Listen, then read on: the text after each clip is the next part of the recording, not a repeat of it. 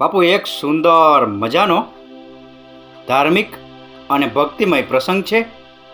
અને આ પ્રસંગમાં આજે આપણે વાત કરવી છે પવિત્ર એકાદશીની કથા અને મહાત્મય ભાગ 12 ચૈત્રવદ 11 એટલે વરુથીની એકાદશીની કથા વિશે. કેટલોક સમય વીત્યા પછી વળી ધર્મરાજાને વરુથીની નામની એકાદશીની કથા સાંભળવાની ઈચ્છા થઈ અને તેમણે ભગવાન શ્રી કૃષ્ણને તે કથા સંભળાવવા પ્રાર્થના કરી. સૂત પુરાણજી બોલ્યા, હે ઋષિ મુનિઓ, સાંભળો. પછી શ્રી કૃષ્ણ ભગવાને ધર્મરાજાને તે 11ની કથા સંભળાવી. તે જ પ્રમાણે હું આપને કહું છું. શ્રી કૃષ્ણ ભગવાને કહ્યું, રાજન, ચૈત્ર માસમાં શુક્લ પક્ષમાં આવતી 11 એ જ વરુથીની એકાદશી કહેવાય. આ એકાદશી પાપનાશક અને સૌભાગ્યદાતા છે.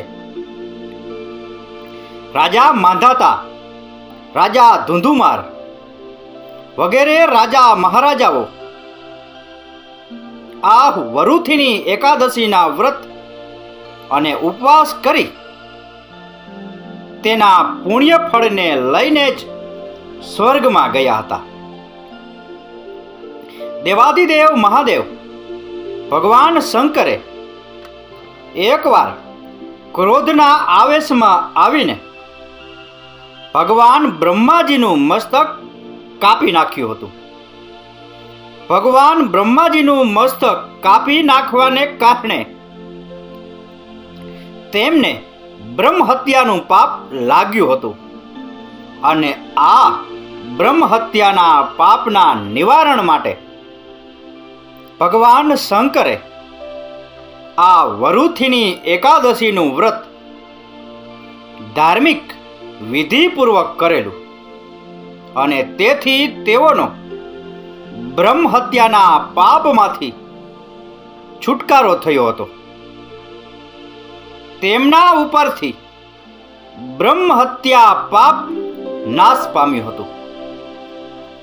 આ વરુથીની એકાદશીનું વ્રત ઉપવાસ કરનારે આગળના દિવસે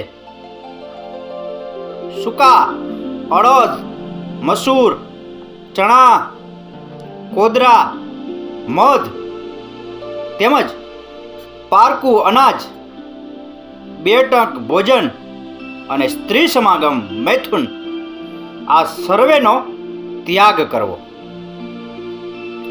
આ વરુથીની એકાદશીના વ્રતધારીઓ જો વિધિ અને નિયમપૂર્વક વ્રત ઉપવાસ કરે છે અને તે દિવસે રાત્રિ જાગરણ કરી ભગવાનનું કીર્તન, ભજન, સ્મરણ અને નામધૂન કરે છે, પૂજન કરે છે, તેઓના સર્વે પાપોનો નાશ થાય છે, મુક્તિ મળે છે અને અંતે તેઓ પરમ ગતિને પામે છે.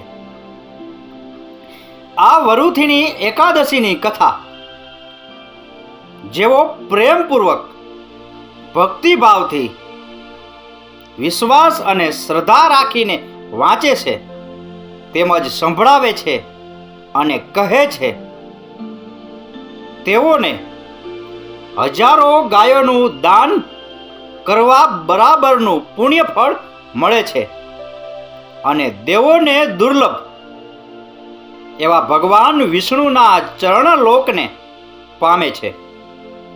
જય શ્રી કૃષ્ણ. તો બાપુ, આ હતો પવિત્ર એકાદશીની કથા અને મહાત્મય ભાગ 12 ચૈત્રવદ 11 એટલે વરુથીની એકાદશીની કથા વિશેનો પ્રસંગ. આ પ્રસંગ, આ કથા, આ વાર્તા પૂરેપૂરી સાંભળી એ બદલ આપનો ખૂબ ખૂબ આભાર. આપનો દિવસ શુભ રહે. મહાદેવ હર.